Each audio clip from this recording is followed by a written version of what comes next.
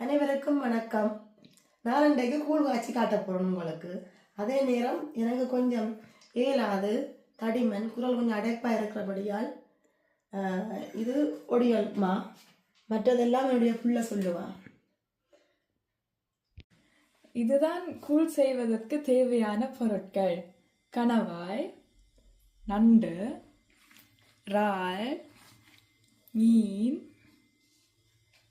அரிசி, ஊற வச்ச கடலை, ஊற வச்ச புளி, செத்தல் மிளகாய், பைத்தங்காய், மரவள்ளிக்கிழங்கு, முருங்கை இலை, அப்புறம் உள்ளி, கொஞ்சம் மிளகு.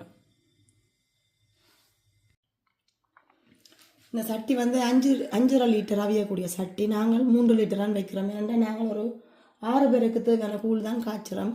அதனால் நாங்கள் 3.5 லிட்டர் தண்ணி வச்சுருக்கிறோம் கொதிக்கிறதுக்கு. இது நல்லா கொதிச்ச அப்புறம் தான் தண்ணி. நாங்கள் வந்து அரிசியையும் கழுவின அரிசி, ஊற வச்ச கடலை எல்லாத்தையும் போட போகிறோம். முதல் கடலையும் அரிசியும் தான் போடுவோம். இப்போ பாத்திரங்கள்லான இந்த ஒடியல் மாவுன்றது பெனங்கிழங்குல இருந்து பச்சையை அவிக்காமல் காய வச்சு அதை பேர்ந்து கிரைண்டரில் அடித்து மாவாக வர்றதான் ஒடியல் மா.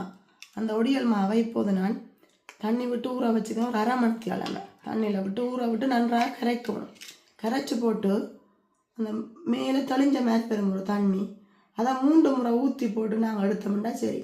ஊரில் வந்து இந்த சீலையில் வடிகட்டி போட்டு அதை புளிஞ்செடுக்கிறவ. நாங்கள் இதை 3 தரம் இந்த தெளிஞ்ச தண்ணியை மேலே வர தண்ணியை கலக்கி ஊற வச்சு ஒரு 10 நிமிஷம் ஊற வச்சுட்டு அதை ஊற்றிட்டு 3 முறை அதை கீழே வர அந்த மாவை அப்படியே நாங்கள் விடுறோம் நாங்கள் கூழுக்கு. இப்போ நாங்கள் ஊற வச்சுக்கிற செத்த மிளகாய், உள்ளி, மிளகு ஒரு 30 மிளகு கிட்ட போட்டோம். ஒரு 2 மிளகு, ஒரு சிறிதளவு நச்சீரகம் நாங்கள் பாவிக்கிறோம். நாங்கள் உங்களுக்கு விருப்பம்ண்டா பாவிக்கலாம். நச்சீரகம் உங்களுக்கு விருப்பம் இல்லாடி போட தேவையில்லை. தேவையான அளவு உப்பு, கூழுக்கு எல்லாம் தேவையான அளவு உப்பு. இப்போ நான் மிளகு, நச்சீரகம், உள்ளி எல்லாத்தையும் சேர்த்து கிரைண்டரில் நல்லா வடிவை அரைக்க போகிறேன். இப்போ நான் இதையெல்லாம் வடிச்செடுத்துட்டேன். இப்போ திரும்ப நாங்கள் ஓரளவான தண்ணியை கிளாஸில் இருந்து ஒரு காவாசி தண்ணியை விட்டு திரும்பவும் அதை கலக்கணும். கலக்கிட்டு தான் கலக்கினேன். இப்போ நாங்கள் மாவை நல்லா கலக்கிதான் திரும்பவும் அந்த கசப்பு தன்மை மேலே ஊறி வரும். இந்த 1/2 மணிக்கெல்லாம் செல்லும். என்ன நாங்கள் இதை ஊற வச்சுட்டு எல்லாம் அரிசியில் அதை அவிஞ்சு கொண்டு வர 3 தரம் அதுக்கிடையில் ஊற்றி எடுத்தோம்னா அடியில் வந்து கசப்பு இல்லாத பெறும். இப்போ நான் ஊற வச்சு செத்த மிளகாய் எல்லாம் சேர்த்து மிளகு, உள்ளி எல்லாம் சேர்த்து அரைச்சது, இதை மஞ்சளும் போட்டு சேர்த்து அரைச்சி வச்சுருக்கிறேன். இதை நாங்கள் அவிஞ்சு வரைக்கான் விடணும். அதை உங்களுக்கு காட்டுறேன் நான்.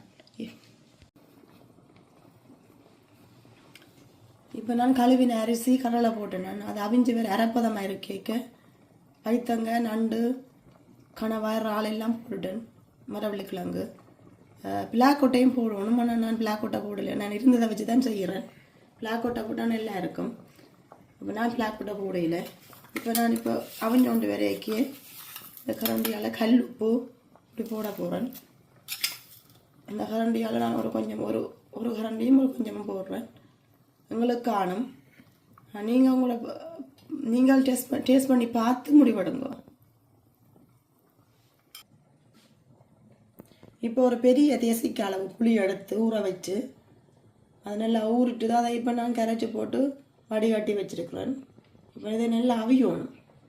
அவிஞ்சு வேறத்தான் மீன் நான் போடையில். ஏன்னா மீன் நான் புரிம்பு அவிய வச்சுருக்கிறேன்.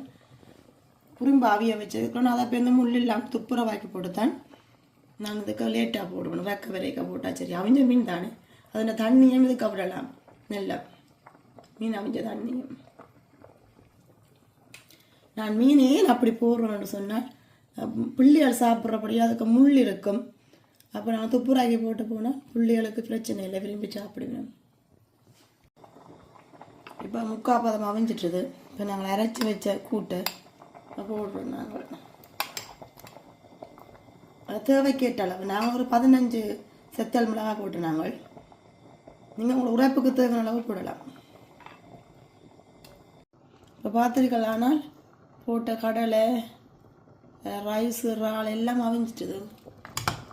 அவிஞ்சபடியே நாங்கள் இப்போ புளியை விட போகிறோம்.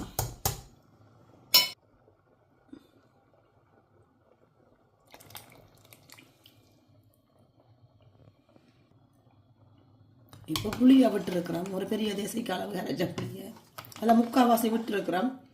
இப்போ எல்லாம் சேர்ந்து அவியட்டும். காணும் கொண்டு பார்த்துட்டு தான் விடுவோம். புளியும் உப்பும் தான் கூழுக்கு நல்லா இருக்கும், கணக்காக இருக்கணும். அப்போ தான் நல்லா இருக்கும். உரைப்பு நல்லா இருக்கணும். தடுமணதோட உரைப்போட பிடிச்சா மாறிடும். இப்போ நாங்கள் விட்ட புளி காணும், புளியும் விட்டுட்டோம். எல்லாம் சேர்ந்துட்டு இதில் நாங்கள் இப்போ என்ன செய்ய போகிறோம் என்றால் முருக்கமிலையும் போட்டுட்டு கொஞ்சம் முருக்கமிலையை போட்டுட்டு பேருந்து நாங்கள் அந்த கரைச்சி வச்ச ஒடியல் அதை நாங்கள் தெளிய வச்சுட்டு அதை ஊற்றிட்டு அடியில் இருக்கிற மாவை இதுக்குள்ளே விட போகிறோம். இப்போ நாங்கள் முள்ளெல்லாம் துப்புரவாக்கின மீனை போடுறோம். இதுதான் இப்போ நாங்கள் எல்லாம் தெளிஞ்சதெல்லாம் எடுத்து வடிகட்டிட்டு இந்த அடியில் ஒடியல் மாவை வச்சுருக்கிறோம் கரைச்சி. அதை இப்போ நாங்கள் இதுக்கு விட போகிறோம். இது வந்து நாங்கள் ஒரு 75 கிராம் ஒடியல் மா தான் எடுத்து ஊற வச்சு நாங்கள் ஒடியல் மா கிணக்க விடக்கூடாது. விட்டால் அது கட்டி ஆகிடும். அளவு எங்களோட தேவையான நாங்கள் செய்கிற 3 லிட்டர் தண்ணிக்கு தேவையான அளவு எடுத்து கரைச்சி வச்சு இப்போ விட போகிறோம். நான் இப்போ பார்த்துருக்கலாம்னா கூழ் தயாராகிவிட்டது.